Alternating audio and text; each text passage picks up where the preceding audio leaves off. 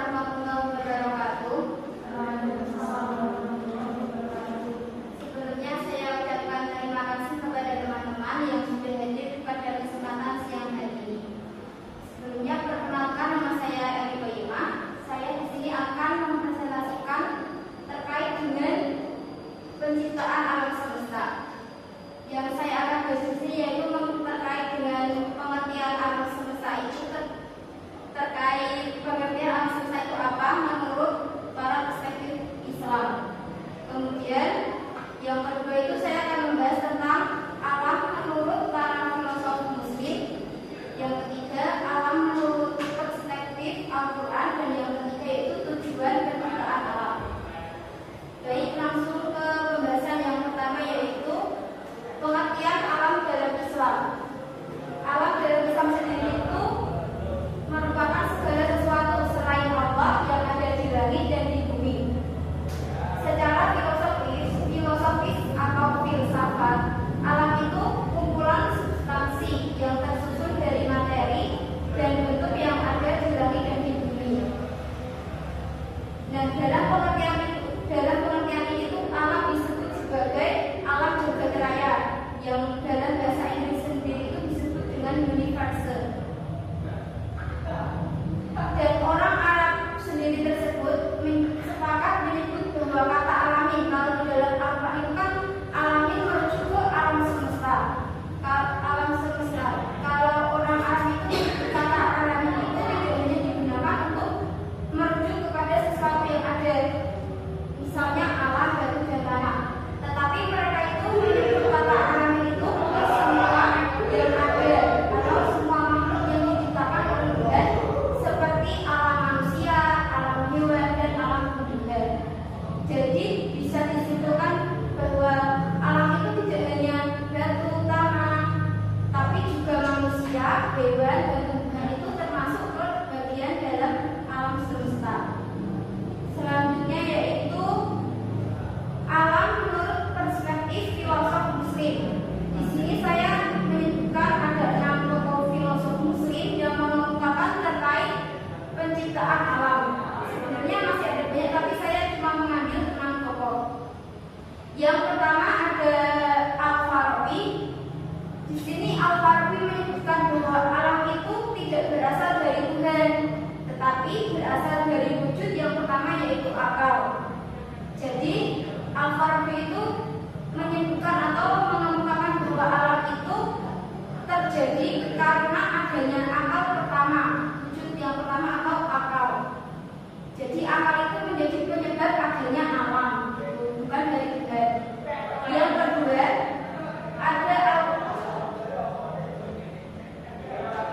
kedua ada Al-Kindi. Di sini Al-Kindi menyebut bahwa alam itu baru dan tidak abadi. Yang dimaksud baru itu alam itu baru ada sebelum adanya Tuhan. Jadinya alam ini, Al-Kindi menyebutkan bahwa alam ini tidak abadi atau bakal rusak. Yang ketiga ada Ibnu Maskawai. Ibnu Maskawai sendiri itu menyebut bahwa alam itu diciptakan melalui proses imunisasi. Dan yang dimaksud Ibnu Maskawai sendiri imamasi sendiri itu yaitu alam itu tercipta dari akal pertama sampai akal ke-10, dan baru akal yang ke-10 itu baru adanya sesuatu yang ada di bumi ini, misalnya adanya hewan, tumbuhan, manusia itu pada akal yang ke-10. Yang selanjutnya yaitu ada Ibnu Sina. Ibnu Sina sendiri itu mengemukakan bahwa alam itu terjadi karena dari akal. Nah, akal di sini itu karena sifat iroda Tuhan. Jadi Ibnu Sina menyebut bahwa akal itu terjadi karena iroda Tuhan atau kemauan Tuhan. Jadi bisa disimpulkan bahwa alam menurut Ibnu Sina sendiri itu diawali dengan tidak ada menjadi ada. Yang selanjutnya yaitu dari filosof Al-Ghazali. Al-Ghazali sendiri itu menyebutkan bahwa alam itu berasal dari ketiadaan menjadi ada karena ciptaan Tuhan. Nah, setelah itu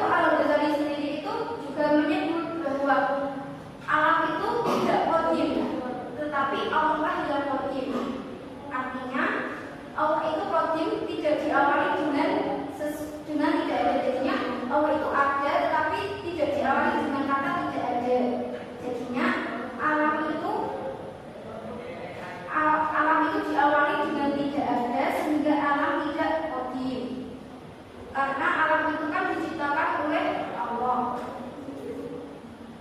Selanjutnya yang terakhir ada perspektif dari Ibnu Rushd. Ibnu Rushd sendiri itu menyebut bahwa alam itu adalah qadim karena terwujud dari kemauan Tuhan. Ini hampir sependapat sama para filosof yang 5 tadi. Yang selanjutnya yaitu alam menurut perspektif Al-Quran. Yang pertama itu penciptaan langit dan bumi dalam 6 masa. Jadi di dalam Al-Quran itu disebutkan bahwa penciptaan alam semesta itu ada 6 masa, yakni penciptaan langit dan bumi sendiri itu dalam 2 masa, dan penciptaan makhluk hidup di bumi itu ada 4 masa. Dan dimaksud masa di sini tidak masa-masanya masa 4 hari itu tidak, tapi masa itu lebih ke waktu atau jangka panjang itu. Yang kedua ada keseimbangan alam. Yang dimaksud di sini dengan keseimbangan alam sendiri yaitu alam itu diciptakan dengan keseimbangan antara manusia dan Tuhan. Misalnya kayak keseimbangan itu tidak cacat, adanya kecacatan mungkin karena itu dari Tuhan ya. Yang ketiga itu ada penciptaan manusia dan alam untuk difikirkan. Jadi di sini disebutkan sebelum manusia diciptakan itu Tuhan itu berpikir, maksudnya nanti manusia bisa menjaga atau tidak atau merusaknya. Jadi alam diciptakan itu digunakan agar manusia itu berpikir bahwa alam itu juga bakal rusak, dan juga agar manusia itu lebih bisa mendekatkan diri kepada Allah. Yang keempat ada penciptaan langit tanpa tiang.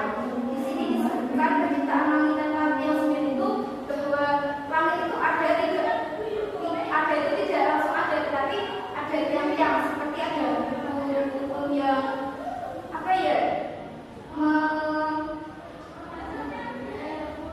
yang menyangganya itu. Terus yang terakhir yaitu ada alam sebagai sumber ilmu pengetahuan.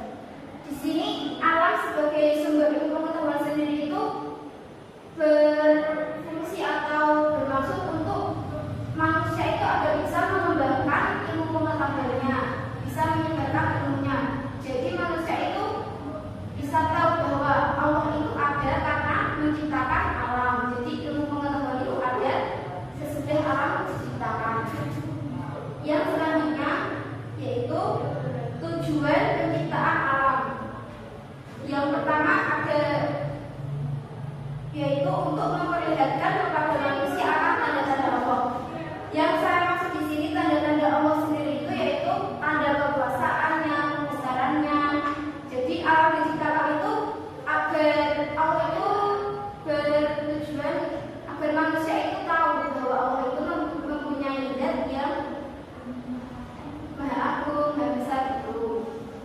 Terus yang kedua berfungsi untuk memperlihatkan kepada manusia adanya fenomena alam agar manusia memikirkannya. Yang kedua itu bertujuan ke apa ya? Memperingatkan manusia bahwa alam itu tidak abadi, tetap bakal rusak, bakal terjadi fenomena alam.